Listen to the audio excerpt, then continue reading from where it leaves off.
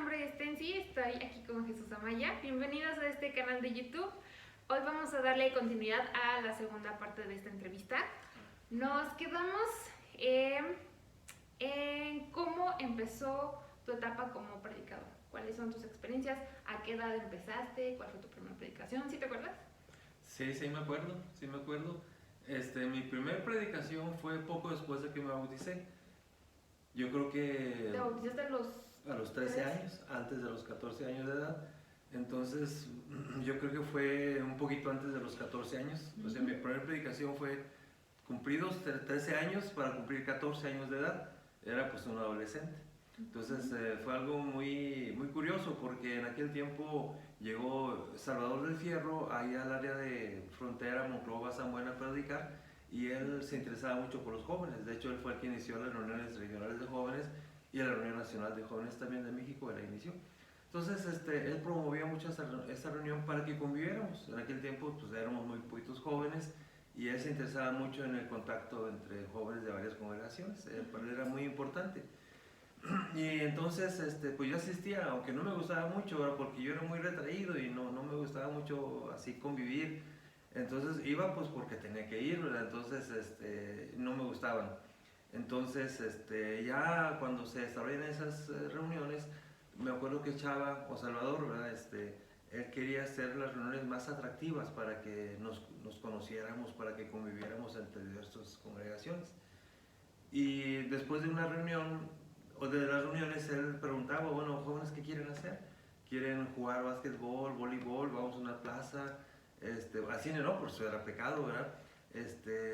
O sea, ¿qué quieren hacer para convivir? Y pues, como iniciaban esas actividades, a veces los jóvenes pues, no sabían qué hacer, ¿verdad? Porque tenían temor, ¿verdad? De proponer actividades.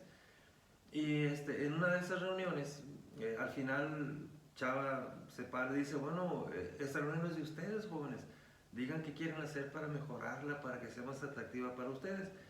Y yo ya tenía una idea que había compartido con otro un jovencito, pero no se la decía a nadie. Y yo decía, bueno, si estas reuniones son de jóvenes, ¿por qué las reuniones predican los adultos? Realmente los predicadores no eran hombres viejos, pero lo que pasa es que, por ejemplo, un adolescente de 14 años, ya alguien de 30 a uno de ya. 30 lo veo ya bien viejillo, ¿verdad? Entonces, realmente pues eran jóvenes, Chava estaba muy jovencito. Entonces, pero yo traía esa idea, ¿verdad? ¿Por qué nos predican los adultos? Yo sentía que como que no nos identificaban con sus pláticas. Y entonces, pues yo no sé por qué, ¿verdad?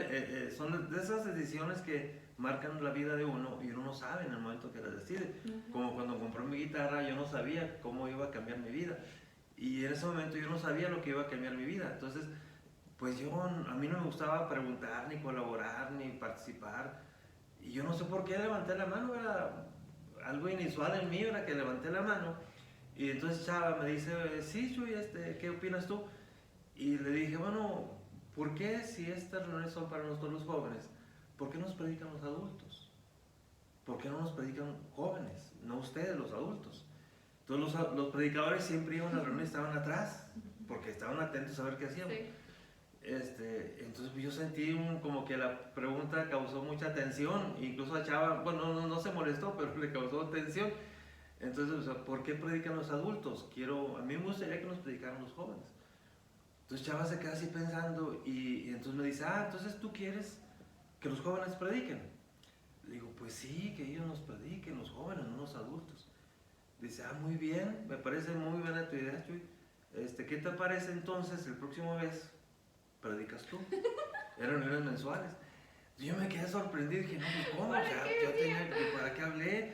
Yo tenía 14 años, iba a cumplir, entonces dije, pues ¿para qué hablé? Pero dije, atrás estaba mi papá con todos los predicadores, dije, si digo que no, sí. No, pues me va a ir una regañada en mi casa, me va a regañar mi papá, que por qué, que no. Entonces dije, pues no tuve de otra, dije, pues sí. O sea, me fue obligado, me sentí encajonado entre la espalda y la pared, dije, pues sí. Entonces dije, ¿y ahora qué hago? O sea, o sea, tengo 14 años, bueno, no dije eso, o sea, ¿qué iba a hacer un muchacho de 14 años predicando a los muchachos? Y ya, entonces tenía un mes para prepararme. Entonces lo que hice fue que mi papá tenía un librerito y ahí tenía muchos estudios. Y en ese momento en esos días estaba pegando mucho una película llamada El Exorcista, que fue una película que impactó mucho a nivel mundial. Y mi papá tenía un estudio, quién sabe dónde lo agarró, de un hermano de Estados Unidos, pero estaba en español, acerca del exorcismo. Entonces explicaba toda la película porque yo ni la había visto. Yo nomás escuchaba del impacto. Me acuerdo de Saludowski, el periodista que hablaba de la película, que hay gente que salía infartada, que decían como advertencia, si usted es hipertenso, diabético o padece el corazón, no entre porque tiene escenas muy impactantes y se le puede afectar. Entonces ahí narraba la película y después de que la narraba se iba a la Biblia y explicaba en la Biblia los casos de posesión de algún demonio y cómo Jesús exorcizó a esas personas. Un enfoque muy bonito, o sea, correcto. Entonces, porque esa película también causó mucha confusión. Entonces era el tema de moda. Entonces, pues imaginas a los 14 años hablar del exorcismo, pues ahora yo veo que fue una imprudencia, ¿no? Porque pues yo ni dominaba el tema. Pero en ese artículo venía muy bien explicado. Entonces lo que hice yo, no, pues de aquí. Entonces yo lo empecé a leer. Y yo no me di cuenta, me lo aprendí de memoria, o sea, me aprendí de memoria la narración de la película, los textos del hermano, todo me lo aprendí de memoria. Entonces al mes, pues yo ya estaba listo. Entonces yo no me di cuenta de lo que hice. Llegó la reunión que tocaba precisamente ahí donde yo me reunía, donde predicaba mi papá, era en el occidental de Frontera. Llegó el día de la reunión y pues yo ya estaba listo. Entonces yo me paro, ya me presentan, voy a predicar ahora Chuy, me paro.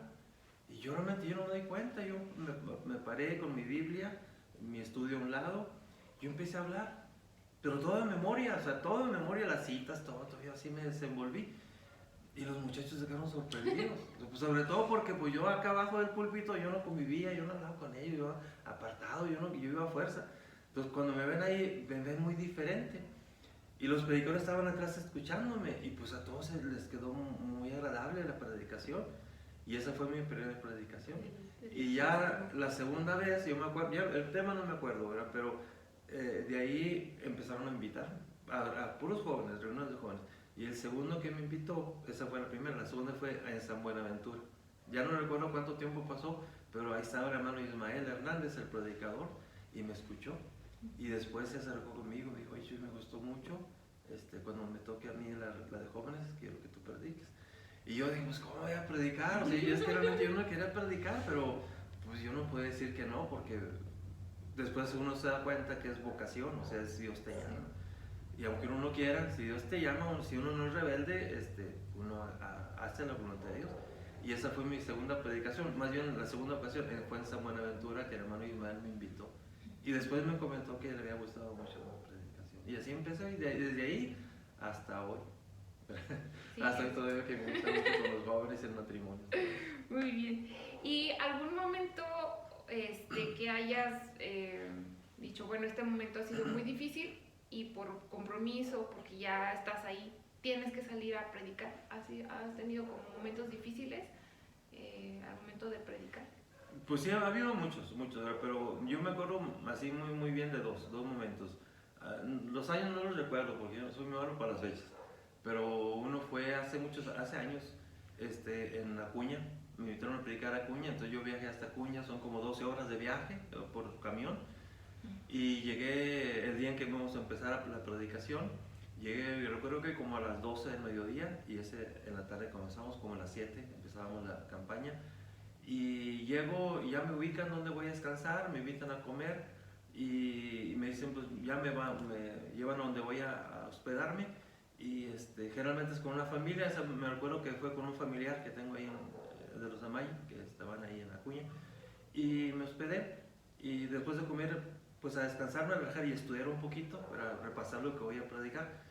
Y en eso estaba, ya me preparé, me relajé, me bañé, me preparé y ya estaba yo pensando en la predicación. Eran como las 5 y la predicación era como las 7. Entonces a las 6:30 iban a pasar por mí ya para irnos a la reunión, al lugar. Y eran como las 5:30, me acuerdo que me llama mi esposa, Tensi, me llama y por celular. y cuando contesto, me acuerdo que está llorando, pero desesperada. Y le digo, ¿qué pasó? Y dice, es que me acaban de asaltar. Dice, me apuntaron con una pistola y se llevaron mi bolsa, mi cartera. Pero estaba desesperada. Entonces yo le digo, tranquilízate, ¿qué fue lo que pasó? Ella me explica que fue una tienda que está cerca de la casa y que cuando ella entra a la tienda, atrás de ella entraron dos asaltantes armados con pistola y que le pedían pues por el dinero a los que estaban ahí y a la cajera, y que la cajera no quería el dinero, entonces que le apuntaban con la pistola, pero como ella entró, iba nada más por un periódico, entonces estaba ahí junto a la cajera y a ella también le apuntaron con la pistola que les diera el dinero, entonces, y a todos los demás los mandaron al fondo de la tienda, entonces que uno de los asaltantes pues le apuntaba con el arma el dinero.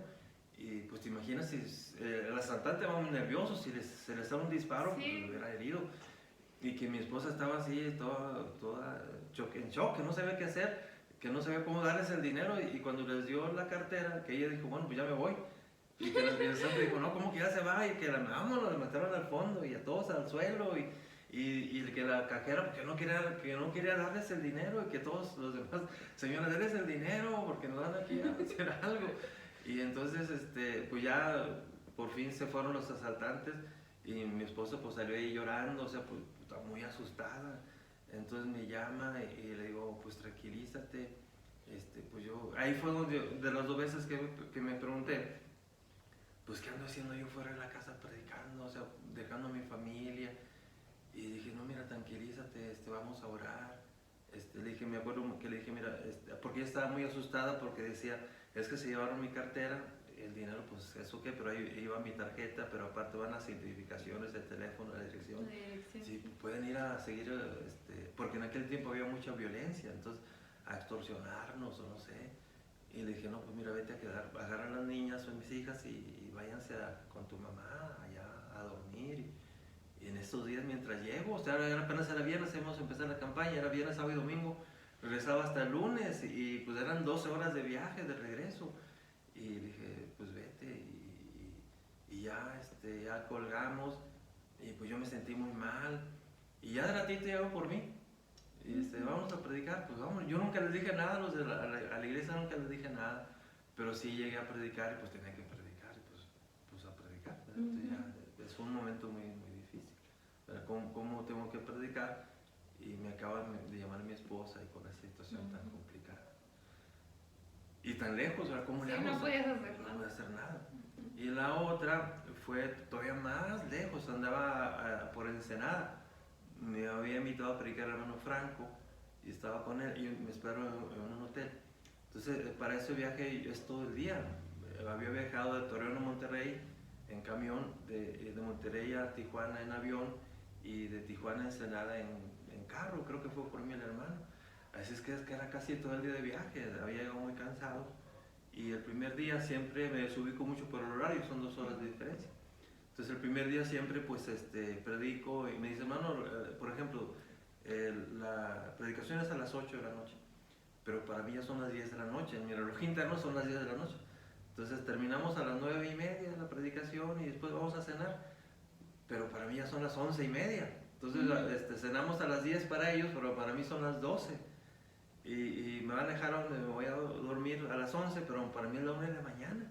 Entonces estoy todo desfasado. Y yo de automático, como estoy dispuesto a despertarme, mi esposo y yo a las 5 de la mañana, yo de automático me despierto. A las 5:30. Pero son las 3 de la mañana ya. Entonces, ¿qué hago despierto a las 3 de la mañana? Entonces es muy incómodo. Entonces llegué el primer día y ya prediqué. Me dormí, pero me dormí así, todo desfasado. Y me acuerdo que a las 5 despierto, pero pues son las 3 de la mañana aquí. Entonces me la paso durmiendo y me despierto, así me la paso. Entonces vuelvo a despertar a las 7 de la mañana, pero son las 5 de la mañana ya. Y me dijeron, vamos a pasar por usted a las 9. Pues por ahí van a pasar a las 11 de la mañana, o sea, estoy todo desfasado. Entonces me la paso así, despierto y me vuelvo a dormir. Y digo, pues ya me voy a levantar y me baño ya. Pero pues son las 7 de la mañana, para mí ya son las 9. Entonces me acuerdo que ya me había levantado, me había bañado y todo. Y estaba en un hotel. me habían hospedado el hermano Franco y de pronto me quedo dormido otra vez, ya bañado y todo, vestido y todo, me quedo dormido. Y de pronto despierto y eran las 9 de la mañana, para mí, las 7 de la mañana allá. Despierto a las 9 de la mañana y cuando veo el teléfono me doy cuenta que acaban de timbrar. O sea, yo creo que fue lo que me despertó y no me di cuenta, el timbre. Y era mi celular. Entonces, me acabas de llamar. Y me asusté un poquito porque eras tú. Y dije, mi hija no me llama a esta hora, a las 9 de la mañana. ¿Por qué? Porque a esta hora dije, a las 9 estás sentando tu trabajo. Dije, ¿por qué me va a llamar? Entonces eso ya me alteró un poquito. No tiene por qué llamarme. Y dije, a lo mejor se sintió mal o a lo mejor una mala noticia porque acaba de morir en un accidente tu compañero, ¿verdad? Que fue muy así, muy impactante. Dije, a lo mejor pasó otra cosa o no sé, algo. Y dije, no, inmediatamente te devolví la llamada y me asusté más porque me contestó mi esposa, mami, me contestó y dije, no, pues ella nunca se lleva tu celular, o sea, ella no tiene por qué contestarme ella. Y le digo, pues, ¿qué pasó? Y más me alteré porque me dice mi esposa, no te asustes, no, pues, ya conocí, me asusté más. Me dice, no te asustes, no te vas a asustar. Digo, ¿qué pasó? Digo, es que Tensi y Emily chocaron. Digo, ¿cómo que chocaron? Dice, sí, es que ya me explica que ibas a dejar la escuela y el trabajo en el taxi y que chocaron. Me asusté mucho. Dije, y otra vez fue la segunda vez que pensé, pues, ¿qué ando haciendo acá? O sea, lejos de mi familia, predicando. Y ellos en problemas y yo no estoy ahí. Y me dice, no, pero no te asustes, están bien. Le digo, pero, ¿y dónde están? Le digo, dice, aquí en el choque, pero ¿cómo se supone que yo dije, luego así hice cálculos, Emily entre las 8, o sea, a las 9 están todos, dice, sí, es que no ha llegado peritos, creo, no ha llegado. Y están aquí, y el chofer, pues el que sí está muy golpeado, el chofer del taxi, dice, pero ellas están bien. Y me dice, ¿de veras también? Y le digo, a ver, pásamelas. Entonces ya me pasa contigo y cuando te escucho, nomás con escuchar tu voz, dices, no sé, está bien. Entonces ya le digo, a ver, pásame a Emily. Y ya me pasa a Emily. Y nomás con escuchar la voz dije, sí, está bien. Y ya digo, y ya dice, pues estamos esperando peritos, dice, ya para que les revisen y todo. No, por si había llegado la Cruz Roja. Sí, no pues sé. el protocolo. Sí. Entonces ya, pero están bien, no hay problema.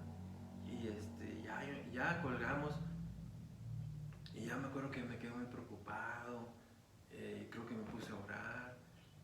Y ya, pues esperaba que llegara el hermano Franco, y luego cuando llegara el hermano Franco, ya, él es un hombre de mucha oración. El hermano Franco se le pasa orando, muy bonito el hermano, se le pasa orando. Llegó por mí, yo me bajé porque no estaba listo.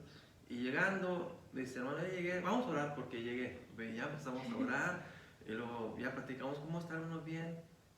Y ya antes de irnos dice, vamos a orar para irnos y llegar a la casa. Entonces llegando a la casa otra vez ya oramos o llegamos a la casa. Pero esta vez me subo a la camioneta y empezamos a orar y ya me dice, vamos hermano. Dice, sí. Y me dice, hermano, ¿está bien? Le digo, sí, hermano, estoy bien. Y le digo, bueno, no, hermano, no estoy, no estoy bien. Ya le platiqué lo que me he pensado. Y ya, hermano, pues se preocupó mucho. Y le digo, pero no está bien. Dice, pues te imaginas, digo, si hubiera pasado algo grave, digo, ¿cómo? Por muy rápido que comprar un vuelo, conexiones, si es en camión, pues son más de 30 horas de viaje, o sea, es muy complicado. Entonces esa vez también fue muy difícil para mí, pues pararme a predicar, pero al mismo tiempo, pues Dios da mucha tranquilidad. Ok, bueno, vamos a pasar a tu etapa como psicólogo. ¿Por qué elegiste la psicología y cómo ha impactado en tu vida, cómo la has involucrado a tu vida, a tus experiencias? O sea, psicología, ¿por qué? La respuesta clásica de todos los psicólogos es, porque quiero ayudar a los demás, ¿verdad? Y todos los maestros que saben bien eso saben que no es cierto. O sea, el que estudia psicología no es porque quiere ayudar a los demás, eso es la pura apariencia. El que estudia psicología es porque quiere entenderse a sí mismo. O sea, yo no lo sabía. Yo también mucho tiempo pensé, no, es que a mí me gusta ayudar. Hasta que un día, en una plática con una maestra, me hizo esa pregunta. Porque me habían invitado a trabajar en en el Centro de Interacción Juvenil. Se trabaja con jóvenes drogadictos.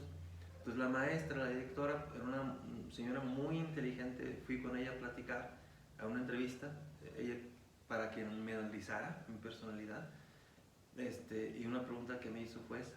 Entonces, la primera respuesta que le di, no, pues es que mi papá era predicador y yo predico y me gusta ayudar a las gentes, a ayudarlas a ser mejor y por eso de psicología.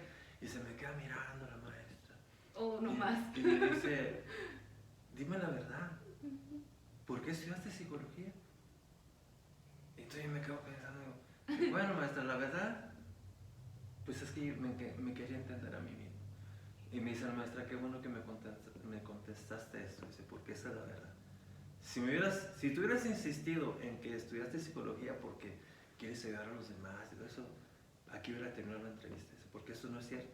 Dice, la mayoría nos vamos con esa idea, pero lo cierto es que la mayoría lo que queremos es entendernos primero a nosotros. Entonces, pues sí, estudié psicología a lo mejor porque yo quería entender muchas cosas de mí y como segundo, pues también ayudar a los demás. Es como predicar. Si tú le preguntas a cualquier predicador, ¿por qué predicas? No, porque quiero salvar almas. La verdad es que no, es como el mismo apóstol Pablo lo dice, ay de mí si no predico el evangelio, es por uno. O sea, uno siente que tiene una cuenta con Dios y que le tengo que pagar. Esa cuenta que tengo con Dios, ¿cómo predicarlo? O sea, y como consecuencia, pues sí, al predicar el evangelio, pues uno beneficia a los demás. Entonces, es muy complejo eso, ¿verdad? Pero la psicología para mí es una herramienta más. O sea, yo siento que a veces se sobrevalora la psicología, pero la psicología para mí es una herramienta más que me ayuda a servir un poco mejor. Yo no soy un psicólogo que predica, soy más bien un predicador, ¿verdad? Que usa un poco la psicología. Porque si yo fuera un psicólogo que predica, entonces significa que yo como psicólogo analizo la Biblia, yo como psicólogo analizo la iglesia y entonces tenemos los lentes al revés. Entonces, por eso a veces en la iglesia hay muchos problemas, porque alguien estudia cualquier profesión, se pone los lentes y ahora como profesionista quiere analizar la Biblia. No, es que primero, como dije al principio, yo soy un hijo de Dios. Entonces yo con los lentes de la Biblia veo la psicología, entonces, es como debe ser. Entonces así a mí no me altera nada el concepto que yo tengo como hijo de Dios, porque como hijo de Dios yo analizo las demás cosas, no como psicólogo. Entonces la psicología para mí ha sido muy importante, pero en su justa dimensión es nada más una herramienta que me ayuda a ser mejor y que sí ha impactado mi vida. ¿Verdad? Gracias a que estudié psicología, por ejemplo, pues yo pude ser maestro en la universidad, ¿verdad? Estar dando clase a muchos grupos a escuela de contadores, de periodismo, de leyes, de comercio internacional. Entonces convivir con jóvenes que tienen muchos perfiles, ¿verdad? Para mí fue un reto. Entonces la psicología me dio esa oportunidad de escribir en un periódico aquí de allá de Torreón, de poder tener mi consultorio y ahí dar terapia a niños, a matrimonios, a nivel individual, pero lo más importante es poder servir mejor a la iglesia.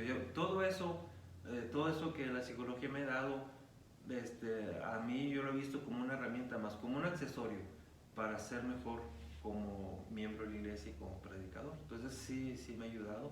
He logrado cosas que a lo mejor, si Dios no me da esa oportunidad, no las habría logrado, como por ejemplo, como eso que te digo, de la satisfacción de haber dado clase en la universidad, que otra vez eso es accesorio, eso es un elemento extra, porque como te digo, yo siempre me he considerado alguien que predica, un predicador, no dar énfasis a otra actividad más humana. Pues sí me ha ayudado mucho, me ha impactado. ¿Y qué querías ser cuando eras chiquito? ¿Qué querías ser de grande? Cuando era pequeñito... ¿Psicólogo? No. Cuando era chiquito, cuando era niño, me acuerdo que tenía un tío mío que él era de un ranchito por San Pedro, y iba allá a frontera, y él trabajaba en muchas cosas, y cuando no había mucho trabajo, él se iba a vender paletas.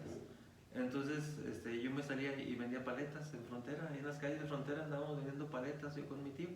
Y me gustaba mucho salir a vender paletas. Entonces agarramos un carrito, mi tío, y iba a una paletería, y entonces iba por su carrito de paletas, y hago yo con mi tío y por frontera vendiendo paletas. Claro que no me dedicaba a eso, pero era como, para mí era una aventura muy grande ir a vender paletas ahí en frontera. Entonces me gustaba mucho. Entonces cuando llegaba a la casa yo jugaba que era paletero. Entonces cuando me preguntaban en la casa qué voy a hacer de grande, yo decía voy a ser paletero. Entonces eso era lo que yo dije que iba a ser paletero, ¿verdad? Pero ya después, pues como te digo, había una etapa en la cual yo no sabía qué iba a hacer, ¿verdad? Yo no sabía, fue Dios el que me fue guiando a llegar a descubrir cuál era mi vocación, la de predicar. Y ahora pasamos a tu faceta como esposo. ¿Quién es tu esposa? ¿Cómo se conocieron? Bueno, mi esposa es Tensi, bueno, su nombre es Hortensia, le decimos Tensia si es conocida. Nos conocimos en las actividades de la iglesia, era ahí pues donde más la podía conocer, en un seminario que hace muchos años organizaba aquí en Torreón. Venían hermanos de muchas partes de México y todas las congregaciones de la laguna, alrededor de Torreón, y una hermana ahí nos presentó en estos eventos y ahí la conocí. Andaba muy activa, muy contenta en estas reuniones y ahí nos conocimos. Ok. ¿Qué crees que ella haya aportado a tu persona? ¿Algún hábito, alguna cualidad de ella que hayas adoptado tú? Bueno, como hábitos que ella ha aportado en mi vida, por ejemplo, es que ella como contadora, en su personalidad, por naturaleza, guarda mucho orden en muchas cosas. Y yo pues soy muy desordenado en muchas cosas, a lo mejor no aparento, pero me cuesta mucho trabajo guardar orden. Por ejemplo, en archivar todos mis temas, mis himnos, para mí es muy difícil y es algo que ella ha tratado de inculcarme, que yo aprenda a tener orden en muchas cosas, porque por ejemplo, a veces hay hermanos que me ven un tema en YouTube y me dicen, hermano, venga a predicar ese tema, y yo no sé dónde lo dejé. Entonces, o hermanos que hace 10 años fui a predicar en algún lugar y recuerdan el tema, entonces me dicen, hermano, me acuerdo del tema que nos dio hace 10 años, y yo no me acuerdo, y no lo tengo archivado. Entonces mi esposa es siempre lo que me ha inculcado a que lleve orden, y ella pues ha impactado muy grandemente mi ministerio, porque ha sido un apoyo muy grande para mí. Yo creo que muchas cosas yo no las hubiera logrado si mi esposa no me hubiera apoyado, ¿verdad? La esposa del predicador tiene mucho que ver, y en este caso la mía mucho que ver, y más en un ministerio como el mío. Entonces ha sido un papel muy importante de mi esposa, y algo que ella siempre me recuerda es que yo no debo de olvidarme nunca que me debo a Dios y que debo siempre tener temor de Dios en todo lo que yo haga. Entonces por eso pues yo pienso que ella ha sido un punto muy importante en mi ministerio, que muchas cosas realmente para mí hubieran sido muy difíciles, o a lo mejor no se hubiera logrado, ¿verdad? Sin ella. Ahora como papá, ¿cuántas hijas tienes y en qué son similares? ¿Tú qué ves? Pues tengo dos hijas. Tuvo mi hija, la mayor Tensi, y mi hija Emily. Hay dos cosas en que pienso que bueno, dejamos tres cosas en las que pienso que se parecen a mí. La primera es que a las dos de alguna manera les gusta mucho el deporte, a lo mejor diferente. Por ejemplo, pues, cuando te veo a ti haciendo ejercicio, levantando pesas y corriendo, todo eso me acuerdo mucho de mí. Porque a lo mejor ustedes no se acuerdan, pero porque estaban chiquititas, recién nacidas y en su niñez, pero ustedes siempre me vieron hacer ejercicio. A lo mejor no se acuerdan, pero por ejemplo yo siempre haciendo ejercicio en la casa. Cuando no tenía tiempo de ir al gimnasio, siempre en la casa. A lo mejor no te acuerdas, no sé, porque tenías a lo mejor 4, 5, 6, 7, 8 años, no sé, ¿verdad? Pero siempre, a veces te acuerdas, no sé, te acuerdas de tener un costal de box, siempre ahí pegando. Improvisando. Improvisando que no es en la casa, cuando no tenía tiempo de ir, siempre con mi costal de box, ¿verdad? Y pues no sé cuántas veces me viste ahí pegándole al costal, o brincando la cuerda, brincando la cuerda, o con mis mancuernas, hay que tener mis mancuernas en la casa, un banquito reclinable para hacer ejercicio. Entonces pues eso ustedes lo miraron siempre en mí, siempre desde pequeñitas. Ahora ya no, ¿verdad? Pero ustedes lo miraron muchos años, entonces yo creo que eso les influyó. Y ahora cuando te veo a ti haciendo ejercicio con tus pesas, me acuerdo de mí, ¿verdad? Que pues esto se le quedó. Y Emily a lo mejor no así, de gimnasio, pero sí, pues siempre le gustó mucho la danza, el ballet, todo eso, y es mucho ejercicio. Emilia era muy fuerte, mucho ejercicio, entonces eso pienso que heredaron de mí, de verme siempre haciendo ejercicio de alguna manera. Y lo otro, pienso que las dos de alguna manera aprendieron o heredaron de mí lo que es la creatividad. O sea, yo por ejemplo haciendo mis temas, escribiendo el libro, escribiendo cuando escribo para el periódico, mis composiciones, mis canciones, mis himnos, pues son actos creativos. y yo siento que ustedes también de alguna manera por ahí se fueron, pero pues todo en el diseño de modas, es creatividad, es arte. Y Emilio pues también en lo que era la danza, lo que le gustaba mucho la danza, el ballet también es creatividad, es arte, entonces pienso que esas dos cosas.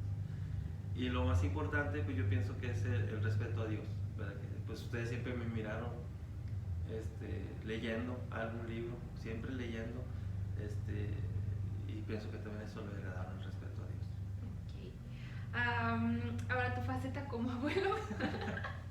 Como abuelo. ¿Qué ves de diferencia al ser papá, al ser abuelo? Pues que es más relajado ser abuelo.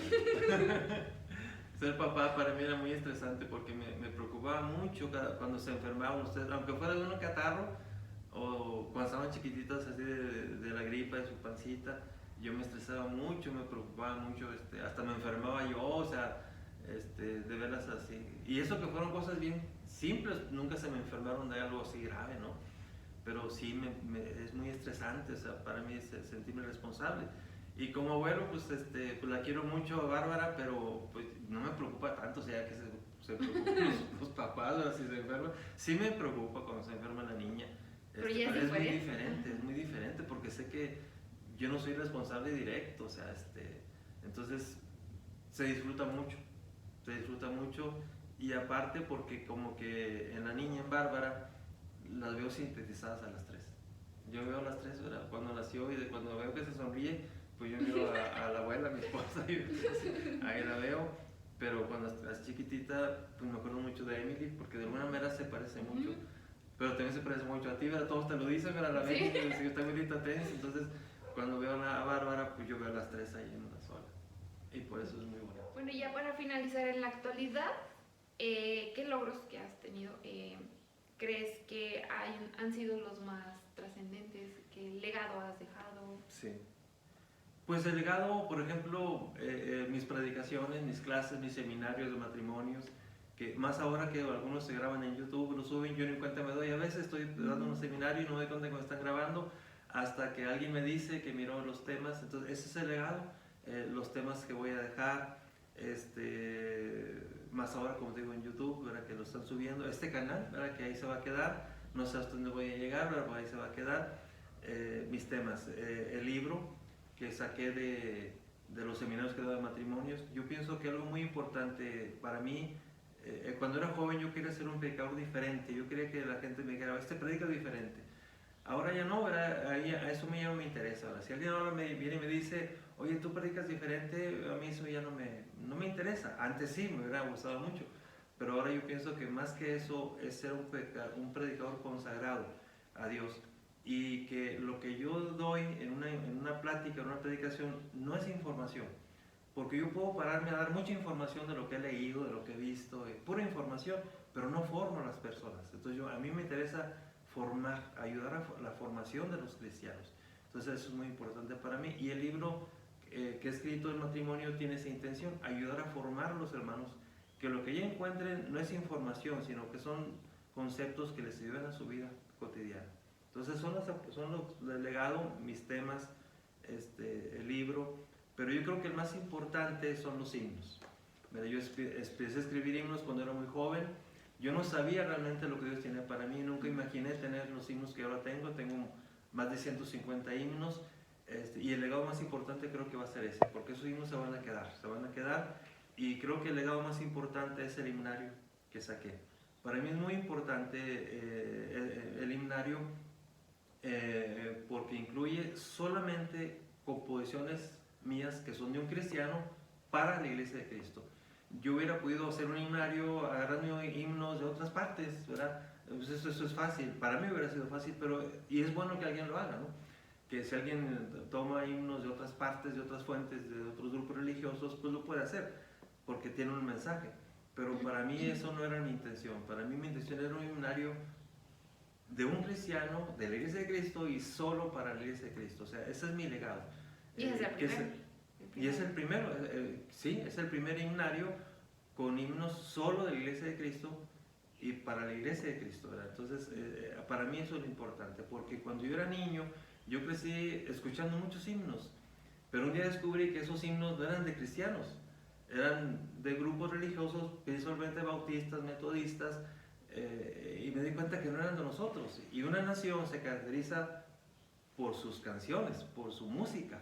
Entonces, la Iglesia de Cristo como nación, como pueblo de Dios, debe tener su propia melodía, sus propios himnos, hechos por gente de esta nación que es espiritual, que somos la Iglesia de Cristo. Entonces, es como una nación no puede y no estar absorbiendo la música de otro pueblo. Puede, pero debe tener una música característica de ellos. Entonces, esa es mi aportación, como te digo, el dejar himnos hechos por un cristiano para la Iglesia de Cristo. O sea, y la satisfacción de que pues saqué el primer himnario en ese sentido, que es solo de la Iglesia de Cristo. Por eso el título de mi himnario es Himnos y coros de la Iglesia de Cristo, ¿verdad? Y creo que esa es la satisfacción más grande y el legado que voy a dejar. Okay. Bueno, muchas gracias por estar con nosotros en esta entrevista. Ya esta fue la última parte. Muchas gracias por compartirnos todas esas anécdotas que desde niño te marcaron, como joven, ahora como adulto, todo lo que has logrado. Y esperamos que esta entrevista les sirva a muchos de inspiración para todas las cosas que estén haciendo dentro y fuera de la iglesia. Sí. Muchas gracias.